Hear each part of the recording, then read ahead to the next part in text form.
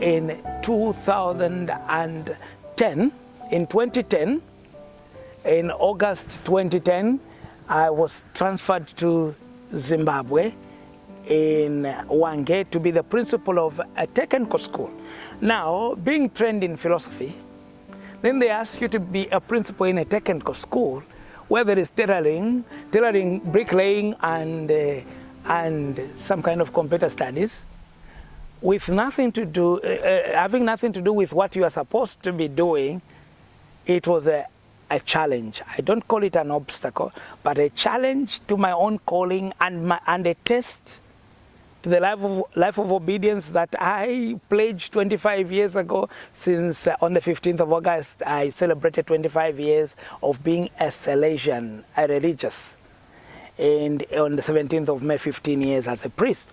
Now, after that challenge, I accepted. I went to Zimbabwe with tears that the superiors just don't like me. You know, the immediate reaction when something happens to you, you just take it, you are not liked. They don't like you. So I left. I went to Zimbabwe there. I didn't want my spirit to die because of wanting to react to that transfer. But vibrant and enthusiastic as I was, I said, I'll find my place there.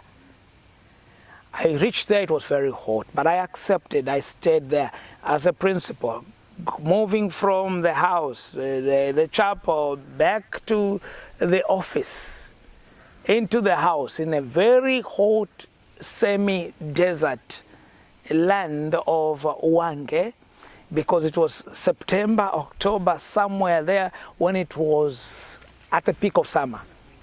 But I stayed there. And since I did a diploma in social communications, I wanted to keep myself busy. I didn't want to kill my spirit. So I kept myself busy on Facebook, giving a summary of the preaching in a paragraph on my status. And I didn't know that a number of people were following until one day I decided not to do that. I was tired. I said, anyway, who is following it up anyway? And I was not allowed to get involved in the diocese with anything more serious than just celebrating Mass on a Sunday and coming back to the house. We were running 2 parishes, and one priest was managing the 2 parishes, and I was not allowed to help him with 1 parish. He just told me, I was told, you are just supposed to be in the school and just helping on a Sunday with masses. That's it. Okay. And the way I am passionate about pastoral work, it was killing within. But I said, Lord, you have your way. And I submit everything into your holy hands. I continued sharing on Facebook.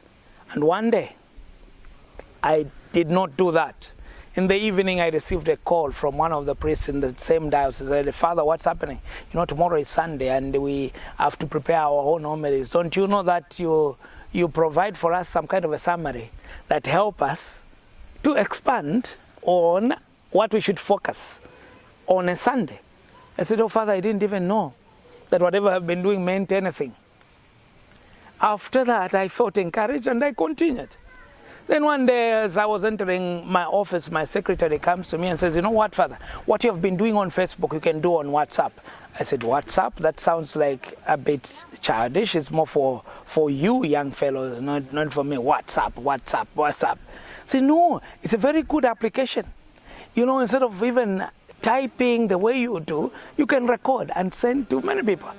You can even know your recipients than what you do on Facebook, because anyone comes and you don't know who is seeing what you post.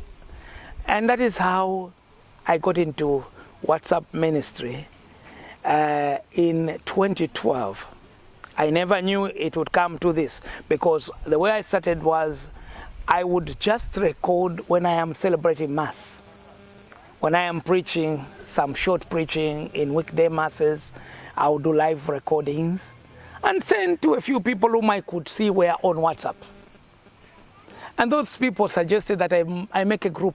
That was in Hwange, Zimbabwe. Everything was born there. And after I made that group. That time WhatsApp was only allowing 30 people to be on the group. Within a short time, the group got full and said, Father, we can make another group. To this day, we have over 70 groups. And I didn't start it as a daily thing, it was a weekly thing.